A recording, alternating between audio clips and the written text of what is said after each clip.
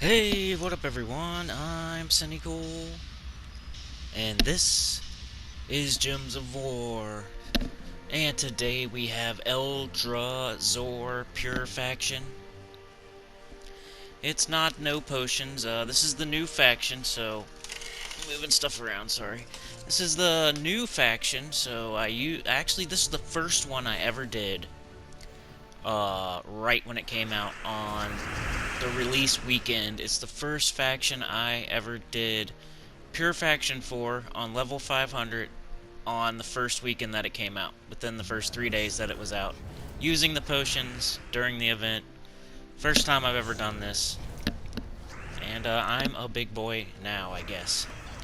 But it was hard, and my picture looks funny. I've been watching a lot of really dark games, so I have my picture on a funny setting here. Sorry, 1 sec.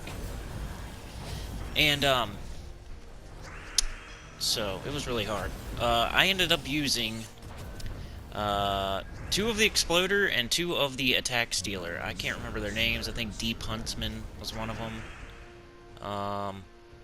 But yeah, 2 of the Exploder, 2 of the Attack Stealer. I can get their names, you know, I don't want to be too unprofessional here. But yeah, that's what ended up working for me, but it was a lot of investment to do it.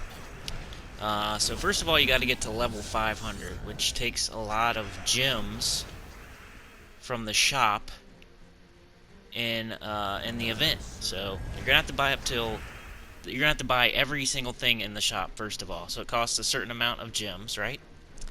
Then you're gonna have to buy like multiples of the last one. Some people don't know that you can buy multiples of the last potion. So there's like 7 potions, right? Well, the 7th one, you can buy that over and over and over and over. So if you've never bought every single potion in the shop, you wouldn't even know that that's possible, that you can actually buy the last one over and over and over. Now, it costs a little bit less just because all you're getting is like extra turns and a couple extra stats, like extra skill points or something. So you don't gain a ton from doing it. You pretty much just get extra turns and a little bit, like 5 to each skill or something, or 7 to each skill or something. But let me look this up. Eldrazhor.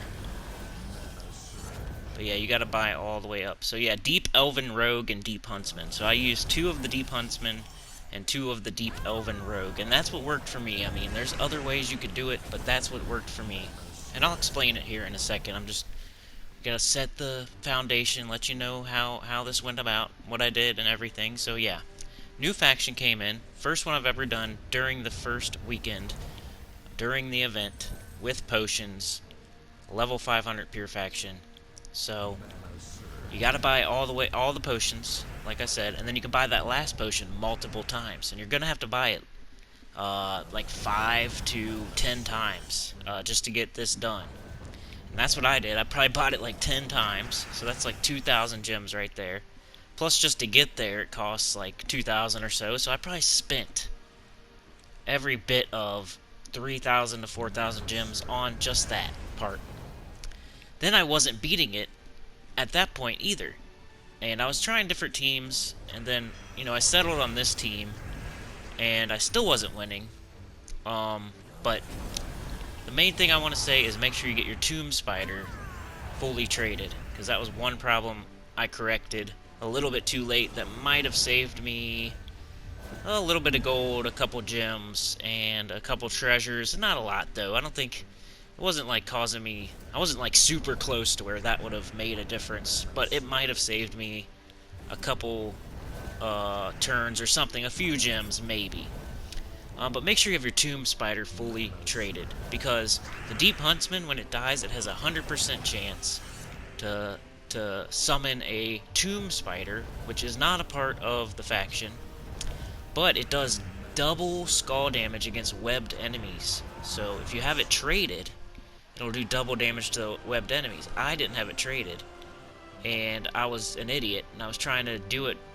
You know, I probably did at least 2 attempts with an untraded Tomb Spider, where I might have won one or the, you know, I might have won one of the 2, and then saved myself at least 200 gems or so, or whatever.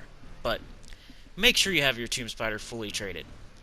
What had happened to me was I had put all this investment into this Pure Faction. Like, I'm gonna do it. It's Sunday. It's 9:30. I only got a few hours left. I don't have much time left. I have like an hour left to play, or I'm not gonna stay up all night. And I already invested like 3,000 gems into this at least. I am not gonna fail here. So I fully traded my Tomb Spider. I actually metaled it to silver. I made sure all my troops were fully ascended, so I went and I used a bunch of Chaos Shards to get more copies of them to make sure they're level 20, fully ascended. Then I traded them as well. I got them to gold, which isn't that bad because they're, you know, like rare and ultra rare, or ultra rare and epic. Wasn't that big of a deal to get them metaled. And then I even upped my horde to, I think, 199, which is also not super high, but another cost on top of 3,000, 4,000 gems I already spent. But that was the whole point of doing that, was like, I already have this many gems invested, I gotta make this happen no matter what. So at one point when it was like 9:30 at night, and I was like, I cannot invest this many gems and not make this happen, I was like, okay, I'm gonna get my horde level to like a good break point, which was 199. I'm gonna make sure everybody's fully ascended, metaled. I got the Tomb Spider fully traded, metaled, fully ascended, all that stuff. Make sure I'm as good as I could be. Go to Zul'Kari, make sure it's on level 15. It already was. I didn't have to do that. And but yeah, that's what you should do. And that's what I had to do to get it done. And it was still kind of a little bit of a lucky thing, because here with the second battle here. With the second battle here, you could have any one of a bunch of different battles, and some of them are really hard. And this one here was okay. I ended up getting it done. But I guess I better get into strategy. That was the whole reasoning behind, like, why you see them metaled over here, and you see my horde on 199 and all that, when I probably could have got it done if I had just fully traded my Tomb Spider and, you know, gave it a shot from there. If I wasn't up against the wall and had already invested so many gems into this, I probably could have saved a little bit of something, whether it be 200 gems here, 100,000 gold there, and you know, a few treasures and Chaos Shards, and metals, whatever. But yeah, so 2 Exploders, 2 of the Deep Elven Rogue. You're going to want to cast that Deep Elven Rogue on, you know, try to drain all of their attack, the other team. That way they can't kill you with skulls, at least. And then your Deep Huntsman will summon a Tomb Spider upon death, so you kind of want it to die, but you don't want it to die in like the first battle. You want to try to get through that first battle without anybody dying. That second battle, maybe, if everything goes perfect, maybe one of your Deep Huntsmen dies, turns into a Tomb Spider. So then when you're going into that last battle, which is the hardest one, as always, ideally you would have a Tomb Spider, a Deep Huntsman, and 2 Deep Elven Rogues. Then you would drain all of their attack before they drain yours, and then use your Tomb Spider to do double damage on webbed enemies. It's almost the same thing. Remember the last Pure Faction I did where it was Ilithia? It's almost the same thing, except for it's attack instead of magic.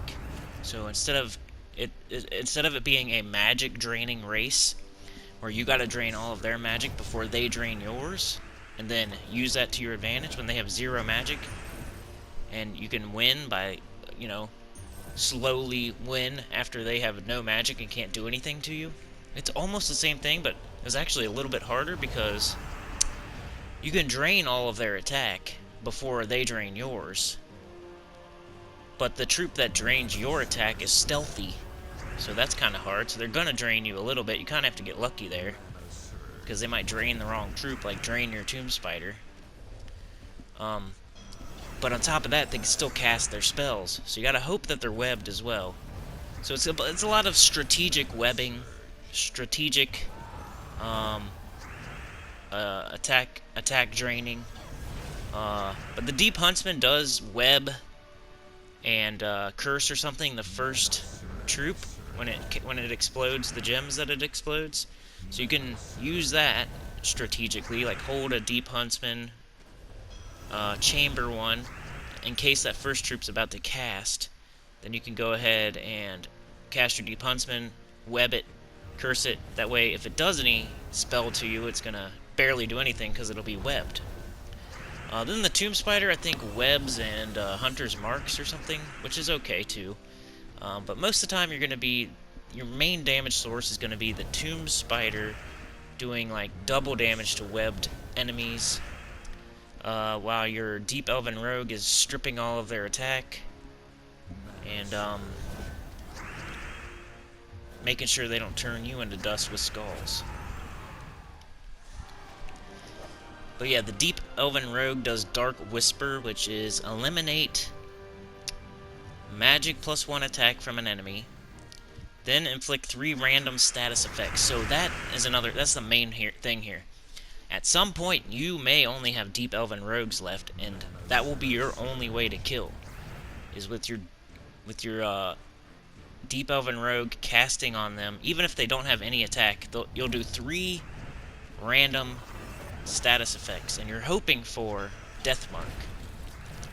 Sometimes you're hoping for web, because you want to stop them from casting something heavy on you and killing you. But when you're going for a kill, you're hoping for death mark, and then you just kind of have to fight against their deep elven rogue with your deep elven rogues, and hope that their deep elven rogue doesn't death mark you and you get unlucky. So I have Orpheus medals on, by the way, just to help with that. But here we are. This is the last battle. I made it there with tomb spider, double deep elven rogue. I was kind of happy with that. I wish I had my deep huntsman there, but it is what it is. They're webbing me up. They're trying to... I got their first one down, his attack down. That way he can't wreck me with skulls. But then they have their deep elven rogue, which I cannot target. And if that gets up, it's going to cast on one of mine and do 3 different random status effects on top of stripping my attack. So you really want to take all the green and all the blue off the board and try not to let them get their deep elven rogue up. If they do, then you gotta hope they cast on one of yours, because you don't want it casting on your first slot, which I don't know if it did or didn't there. What did it just do? Yeah, it just cast on my first slot, so that kind of stinks. So now I only have 32 attack, which is really like 64 if they're webbed. A little bit more, I think, with the hunter's mark there, but I think the first troop there might even have skull mitigation, so it's kind of... My tomb spider's kind of screwed right now. But he still has a spell. He's still somewhat useful. Not totally. Also a tank. They can't do anything to my deep elven rogues until the tomb spider's gone, so that's good. But it kind of stinks that their deep elven rogue cast on my tomb spider instead of one of my deep elven rogues. So I got unlucky there, but we're still okay. We still have all the troops we came with. I guess just got webbed. That kind of stinks. But we got one of our deep elven rogues up. I'm going to cast that on their second troop, because once their first troop dies, we don't want that second troop to have a ton of attack and just kill everybody with skulls like the first turn that it becomes the first enemy over there, you know what I mean?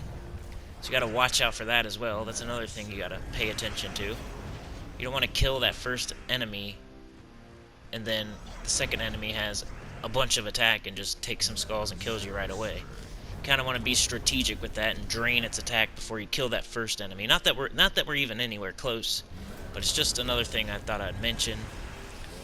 But yeah, a lot of this is going to be killing the other team with death marks, especially at the end here. I don't have a tomb spider now. I have no way to do damage except for skulls, or those 3 random negative status effects. I have no way to do damage now except for skulls and the 3 random negative status effects. That's why you really, really want to bring in that tomb spider, or 2 tomb spiders. I guess you can't have 2 tomb spiders, right? Because I guess you could, but it would be weird. I don't know if you'd be able to pull that off or not. The second deep huntsman would have to die without the first tomb spider dying. That's possible, I guess. You got to watch out for their tomb spider. They're going to end up getting one off their deep huntsman. So you got to kill 5 troops over there, and one of them's stealthy. One of them has an instant kill that might get you with the 10% chance. So then the Deep Elven Rogue has the death mark that could happen as well. So you have all kinds of... It's really luck-based, this one. I mean, I got every advantage I could possibly get pretty much here.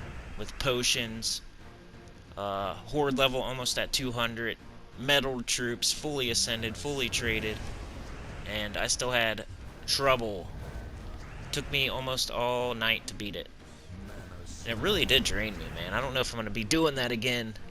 Luckily, the next faction probably won't come out for at least a month or so, and I can repair my gem stack and everything, and my chaos shards are pretty low, and my treasure's pretty low. My gold's okay, but I spent like 3 or 4 million. But I had like 20 million. So I'm not hurting for gold, but kind of like my treasure, my chaos shards, and my gems kind of got drained from doing this. But this wasn't looking too good. If you really think about it, I killed 2 of their troops, they killed 2 of mine, or they killed 1 of mine, and I killed 2 of theirs, so we're really not as far behind as it looks right now. We got 2, they have 3, but we started with 3, and they had 5, because they had that tomb spider summon. So I've killed 2 of theirs, they've killed 1 of mine. It doesn't look as bad. It isn't as bad as it looks, but it's 73 health on our Deep Elven Rogue. 30 attack on the second one there. We're kind of hoping for death marks over there when we cast that. Getting them fully, we want to get all that attack out of there, which we've done, so they can't kill us with skulls at this point. But they can still hit us with random status effects. Their spells. We're not draining their magic, so that Matron Villain could kill us with a instant kill, 10% chance. Luckily it's silenced. We got lucky there with our random status effect. But yeah, it's a lot of luck here and a lot of strategic status effects. Draining all of their attack before they drain yours. Making sure your tomb spider's fully traded and ready to go, because that's your 5th troop pretty much here. Your 5th and 6th troop. That's why I think 2 Deep Huntsmen worked good, because then you get 2 tomb spiders as well. And then the double Deep Elven Rogue is to make sure they don't hit you with a bunch of skulls. You can hurry up and drain their attack as fast as possible, plus get double the random status effects.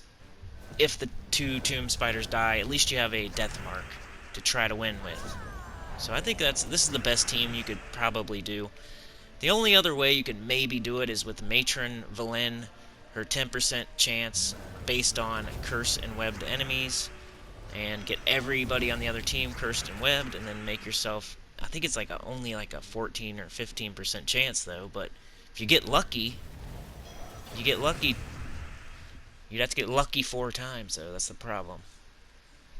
You might be able to like spell one down, get lucky on 2 of them, and then spell down the other, but they're going to be doing the same thing on the other side, so.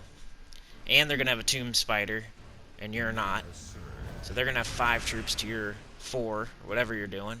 Well, you might have a Deep Huntsman. If you're maybe a Deep Huntsman and 3 Matron Villains. I don't know, man. This was the one that I won with, so this is the one I'm recommending. And I tried 1 of each troop. I tried triple Matron Villain. I tried, I think that's about it. I tried 1 of each troop. The dude right there really stinks. What's his name? Deep Magus.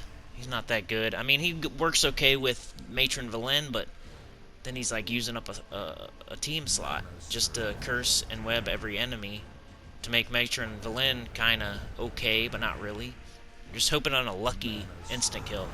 Right there, I was death marked, so were they. I actually got lucky. They died instead of me. So now it's just 2 Deep Elven Rogues with no attack versus 1 Deep Elven Rogue with pretty much no attack. This is where you feel pretty good about yourself, especially once that death mark went off and then I death marked them. They can't kill me with skulls. They don't have any kind of spell damage, so they can't kill me with spell damage. The only way I could lose here is if they killed me with 2 death marks in a row with Orpheus medals and dodged all the death marks from my 2 Deep Elven rogues. So once we were at this point, I was pretty confident. Like, even if I lost 1, there's no way they can kill me twice with death mark while I'm death marking the crap out of them too. The one thing you want to remember is if they're death marked, don't cast on them, because you don't want to refresh that death mark. You want to leave the death mark on. It's like fine wine, it gets better with age, the death marks. If you refresh it, it's going to go back to a 10% chance. Or when you apply a death mark, you have to wait a whole turn before it's able to kill. So you have to wait 1 turn before it's able to kill, and then every turn after that it gets 10% deadlier, right? Unless it also has a percent chance to cleanse off as well. So, you know, I don't know if I'm going to say this perfectly correct, but the first turn there's no chance of killing. You have to wait till the second turn, right? You apply the death mark, there's no chance right then and there. Okay, on your next turn, as long as you don't apply it again, you don't apply anything to that troop, that enemy, that death mark now has a 10% chance to kill them. But it also has like a 10% chance to cleanse every turn. Okay, so another turn passes by, you didn't do anything, you leave the death mark on. Remember, wine is better with age, right? So you leave that death mark on, you don't touch it. It's the third turn since you put it on there. Now it has a 20% chance to kill them, but it also has a chance to cleanse. I don't know if it's a 10% or a 20% chance to cleanse on the third round. I don't know if the cleanse chance also goes up or whatnot, but on the fourth turn, if it's still there and it hasn't cleansed off, there's now like a 30% chance for it to kill. It keeps going up until it either kills or gets cleansed off. But if you keep reapplying it, all you're doing is making that 1 turn where it can't kill over and over and over. And I also heard a rumor, word on the street, that if you put any kind of status effect on that enemy, it refreshes the death mark. But I'm not sure about that one. All I know is if you put a death mark on an enemy, you have to wait 1 turn for it to be able to kill. If you, during that time, put another death mark on it, you're just extending that time another turn. So you can never kill them. If you're putting a death mark on an enemy every single turn, it's never going to die from it because you're not giving it a chance to. Gotta wait. That's what they did to death mark. They nerfed it. They nerfed it. It used to be able to kill on the first turn. As soon as you apply that thing, it could kill right away. It was only like a 10% chance, but it was still possible. They nerfed it because Wraith was running wild and, you know, doing skulls that were causing death marks, and it was running wild, killing things on the first turn. Reapplying death marks over and over and over and killing. So they made it so you have to wait. There's a turn, you have to wait a turn before it's able to kill. So if your Wraith is reapplying death mark over and over and over with skulls, which used to be a team, used to be a meta team, like a Bone Dragon, Wraith, Courage, something or other. That team used to be so meta because the death mark could kill right away, and it didn't get refreshed if you reapplied it, and it would still count. The counter would keep going even if you reapplied it. It would still count as like you put it on there 5 turns ago. If you put it on there 5 turns ago, it went 4 turns. Then you put it on again, it would still count as it had been on there for 5 turns. Now, if you put it on there 5 turns ago and you reapply it, then now it counts as turn 0 again. And you just screwed yourself over, and you made a death mark that was like 40% deadly back to a 0% deadly by reapplying it. So each death mark is like its own thing. And the reason I'm talking about death mark so much is because that's the only way you're going to win right here in this pure faction is with death mark. The way I'm doing it, at least. And it took me quite a while to do it like this because you don't always get the death mark. It's 3 random negative status effects. So you might not even get the death mark. So you keep casting it until you get the death mark. Then you don't cast anything until the death mark wears off. Then you keep casting until you get the death mark. Then you don't cast anything until the death mark wears off. And then you keep casting until you get the death mark, and then you don't cast anything until the death mark wears off, right? So hopefully you understand that, as well as the tomb spider and all that. But I just got the death mark kill. I felt pretty confident once it was just my 2 deep elven rogues versus their 1 deep elven rogue. I knew it was just a matter of time. So we did it. Level 500 Eldrazhor Palace, Eldrazhor Pure Faction, level 500. So now I just need to clear it without losing a troop, but you don't have to use Pure Faction for that. You can use whatever. I was trying to see maybe if I made the leaderboard since it took me so many tries, but not even close. I'm only like, I need like double the points to even get 100th place on there. Guys got double what I got. That's crazy. But yeah, got it done. As you can see, I had to do freaking Horde level 199. That's a decent soft cap breaking point with magic at least. Here I'm showing my faction rewards, just to show I got a bunch of the itsy bitsy deep drider. Didn't get the very final one, but I'm cool with that. I got a legendary itsy bitsy drider, and I can get a mythic just by setting up whatever team and not dying, like a guardian team, or I don't know the colors. Was it green, purple, or something? Probably like a King Gob Truffle or something. But I wanted to collect those 18 itsy bitsy driders, so now I can level it up.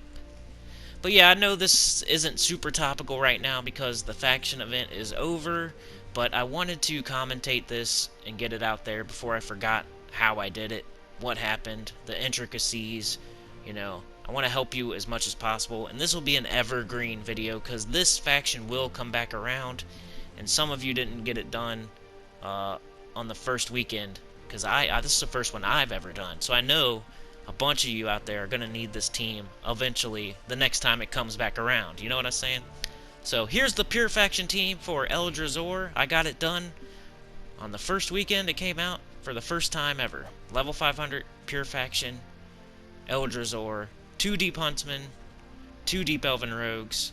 Get those death marks, get those tomb spiders fully traded.